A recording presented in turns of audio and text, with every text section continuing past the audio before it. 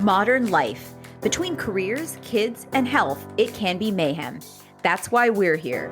I'm Dr. Lisa Varghese-Kroll. And I'm Dr. Lonray Falusi. We're physicians, moms, and longtime friends who break it all down for you. Wondering how to juggle all the balls and still stay sane? Looking for advice but don't want to be overwhelmed? Curious about how to make the most out of life for your family but enjoy it at the same time? You're in the right place. Welcome to Health and Home with the Hippocratic hosts. On this episode, we're talking about kids and their relationships. Why is it so important that kids spend time with their peers even from an early age? What problems should you look out for? How can you help your child through shyness, bullying, or other situations? And our hack this week involves checkers, but not in the way you expect. Hey, Lise. Hey, Lon. Where has the summer gone? Wait, was it summer? I have no sense of time. None at all these days. I hear. So they tell us it's been right. summer. But yeah, I mean, fall is around the corner and many kids will be going back to school, right? That is right. And for many, this will be the first time in a year and a half that they'll be in school in person full time. I mean, could we ever have imagined this, you know? It's insane. And it's crazy. And for the little kiddos, some are starting daycare or kindergarten without having had much social experience in their lives at all because of the pandemic. Mm-hmm. Right. So we thought it would be helpful to put together a guide of sorts around kids and peer relationships for parents and for other guardians as you watch your child, re-enter the world of school, sports, extracurricular activities. Of course, the pandemic is far from over, but we, including daycares and schools, are learning to navigate this time, right? Yeah. And, that makes me think about what our childhoods were like in comparison. Now, Lonray, we've known each other since our very first day of college. But what was little Lonray like with her peers? I was actually really shy in elementary school. I think that's related to the fact that I was new to the United States. Sure. My family, we moved from Nigeria to Boulder, Colorado when I was 5 years old. So just a little bit of a cultural difference. Really? Just tiny bit. So it took a couple of years probably, but I got more comfortable and developed close friendships over time, became more of an extrovert. So it's really funny watching my kids now because my 2-year-old and my 6-year-old are very social. Like if you ask my 6-year-old who her best friend is, the girl will name no fewer than 5 other kids in her class. They are. She's right. Every one of them. They're truly the best. They're all the best. They're all 14 of them are all the best friend.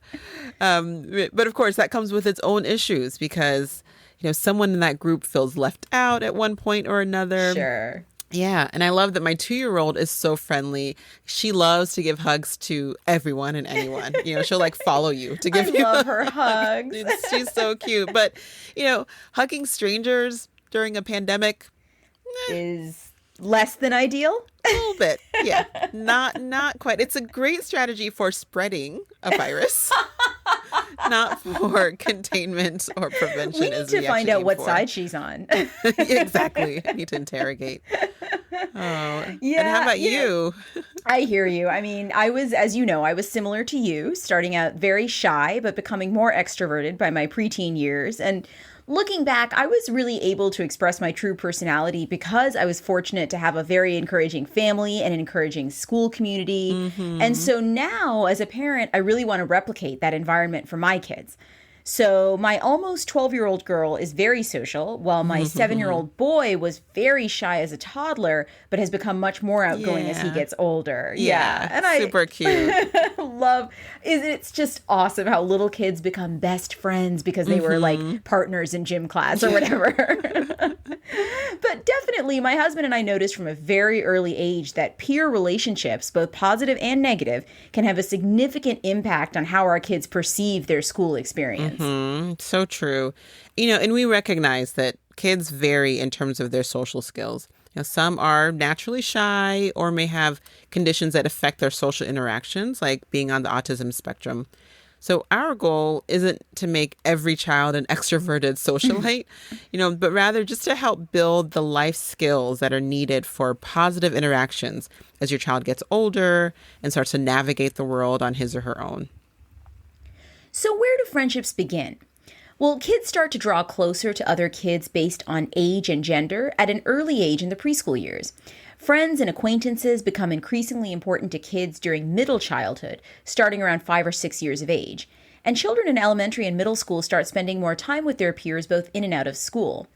As they get into adolescence, their relationships with their parents is still the most important one in terms of their development, but those peer friendships impact their self-esteem and their sense of how unique they are versus how much they need to conform with the groups around them.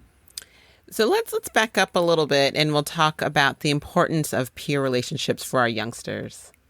Well, firstly, kids learn important social and emotional skills when they play together, such as empathy, cooperation, and problem-solving strategies. They also learn skills like taking turns, compromising, and bargaining for what they want.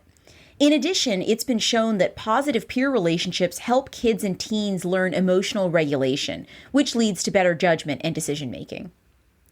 And then when teenagers are together, they learn how to converse in a group, listen to others talk about things that are important to them, make small talk, share humor, and stand up for others who may be getting discriminated against. And that's a biggie for sure. But it's fascinating to watch even young kids play together because it might look like they're doing simple things or like they're just arguing the whole time. But if you really watch, you'll see negotiations, communication of feelings, expressing of desires, and expressions of empathy. And these are all skills that we'll need as adults if we want to function well at home, work, and elsewhere. Yeah, and on the flip side, studies have shown that children who lack ongoing peer involvement actually miss out on opportunities to build a sense of social self-confidence, in which would make it then more difficult to navigate the social world of adulthood. This research is so compelling that the American Academy of Pediatrics actually released a clinical report in 2018 on the power of play, which we'll link to in our show notes at hippocratichost.com. So we do have to share one caveat. We aren't saying that kids learn social skills only from one another.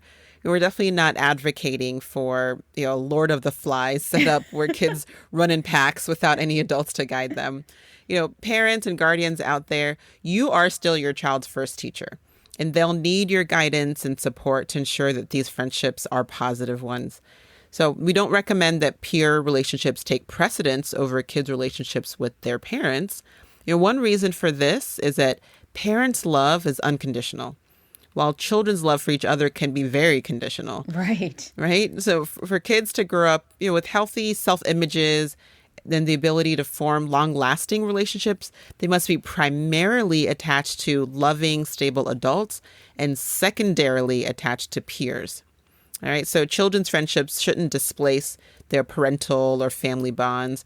We'll talk more about parents later, but peers are still important for all the reasons we talked about.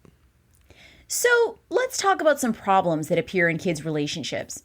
One side note, we are not talking about romantic relationships today. That's its own separate topic.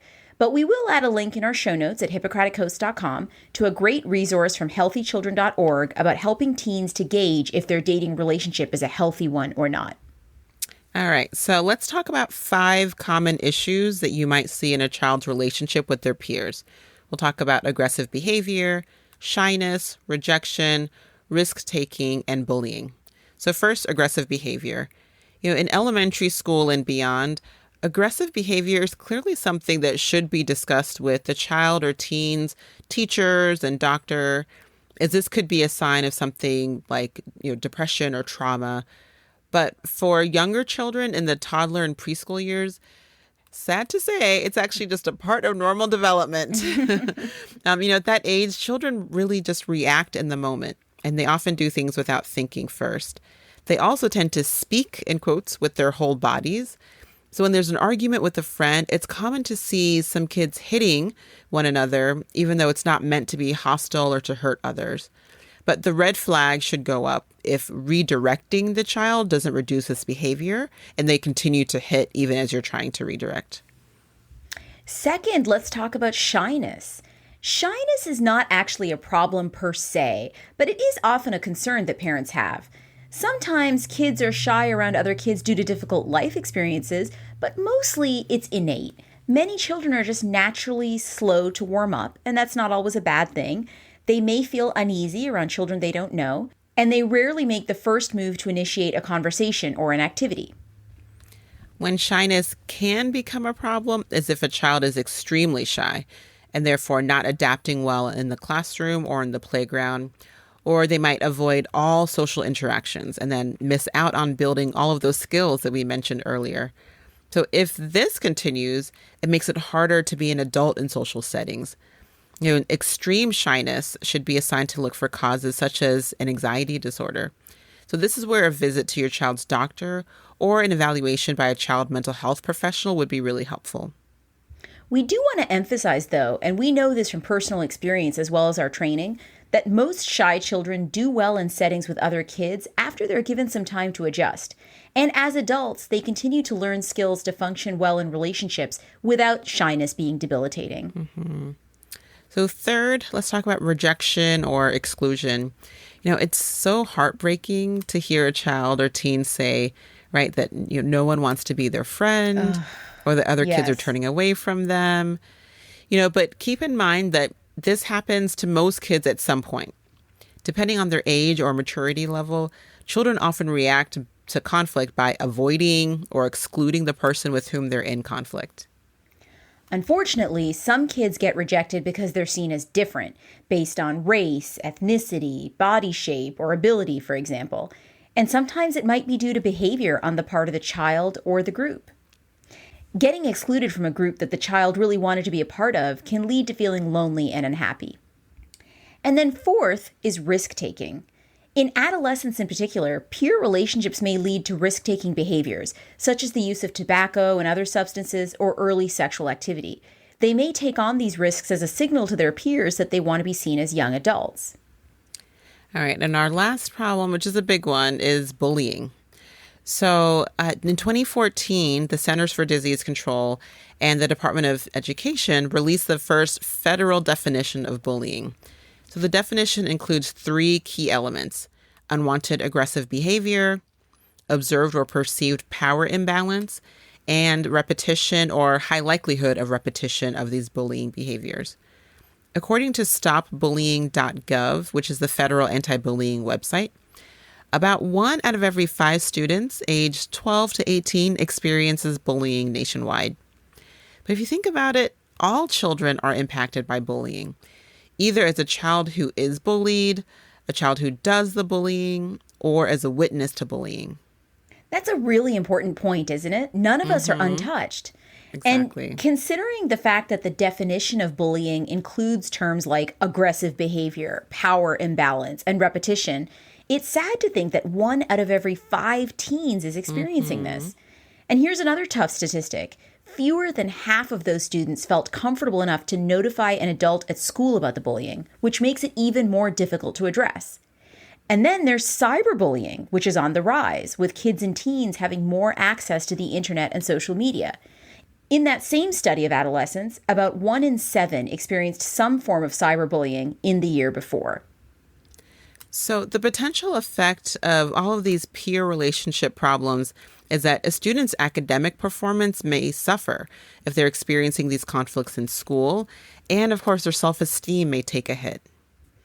So, after hearing all of this, what can parents do?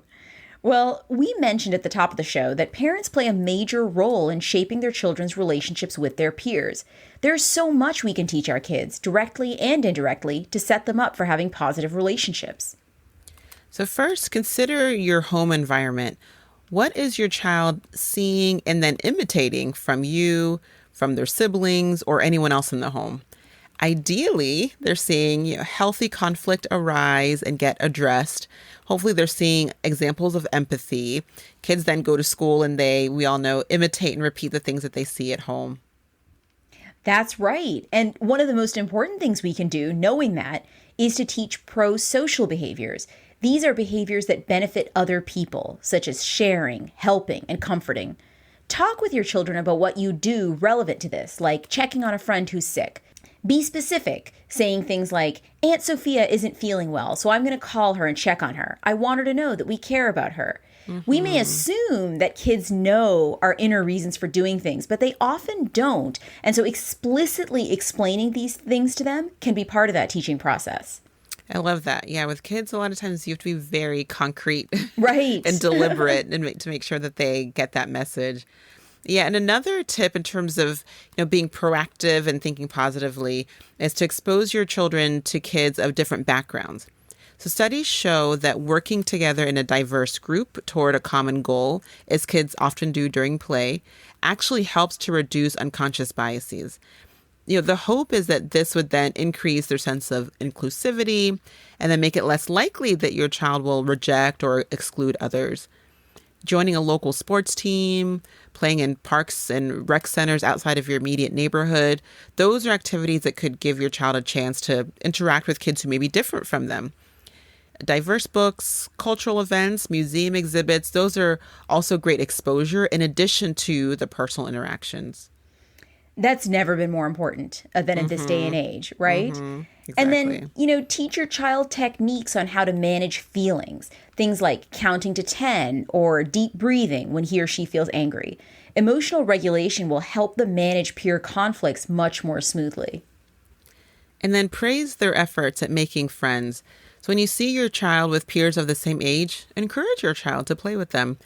Even if the attempts aren't successful, maybe the other kids aren't open to a new playmate at this time, or maybe your child gets just 3 feet into the playground and then feels like that's far enough. Either way, they made an attempt, and still praise your child's effort so that she or he will still feel confident with trying it again. And when you decide that your child is old enough to have a cell phone That or would other be age 35. right, exactly.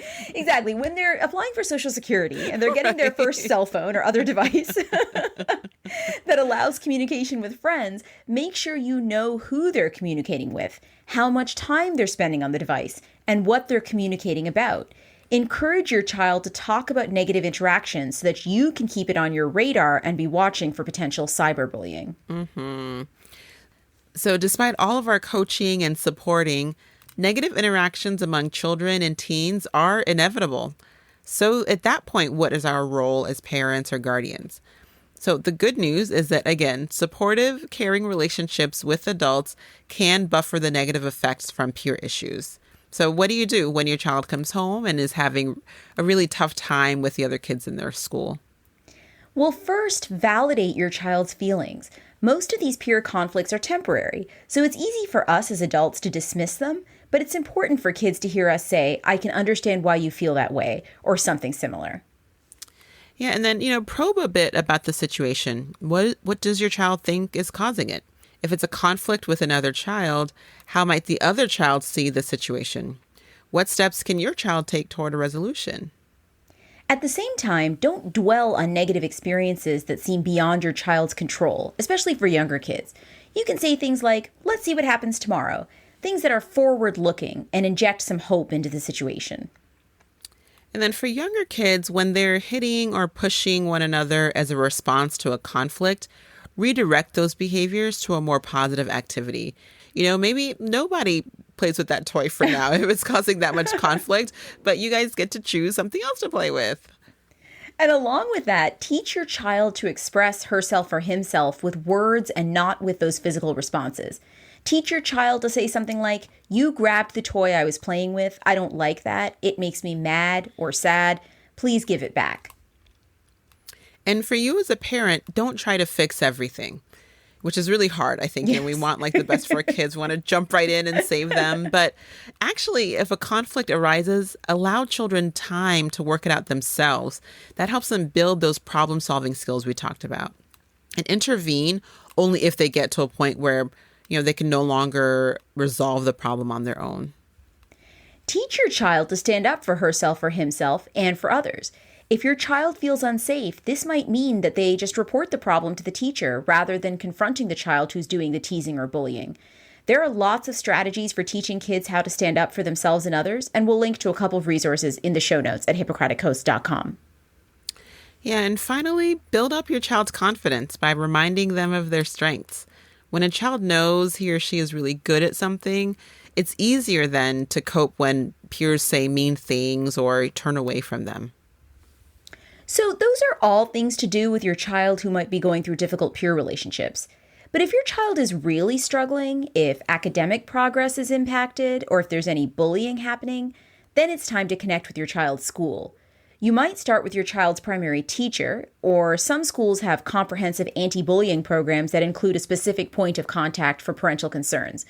You can ask the teacher to check in with your child periodically and to be your eyes and ears in the classroom. If they can check in with your child in a supportive way, this helps your child know that there's a caring adult in the room that they can turn to, which makes the school environment easier to manage. And if the concern is something serious like bullying, you'll want to make sure you have the information the school needs to be able to help. So get all the details from your child, who was involved, time, location, what exactly has been happening, and if there have been any witnesses. It might be distressing to your child to recount all of this, but if you're writing it all down, hopefully that will save your child from having to repeat it again and again. And if there was any cyberbullying involved, make sure to save any texts, emails, or online posts. And find out if your child already reported it to someone at school and what that person's response was. And then set up a meeting in person with the school or virtually if that's what they offer. Again, this might be with their primary teacher or with someone else that the school has appointed for bullying cases. When you meet with the school, provide all the details you have. And then before the meeting ends, try to get a commitment about what the next steps are and when you should expect to hear back from them. Because at that point, the ball is in their court. So in general, schools are motivated to keep kids safe and to stop bullying. But if you feel that their response is inadequate, then escalate. You're your child's first advocate. Escalate the concern up the chain.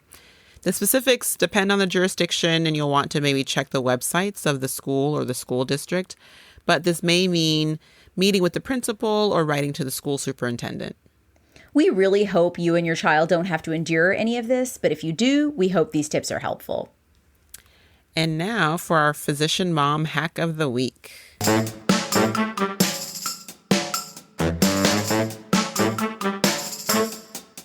Our hack this week is actually a game called Checker Stack. It was created by a psychologist, Dr. Susan Williams White, particularly for children with autism spectrum disorder, but it can be helpful for any child with difficulty maintaining a conversation with their peers.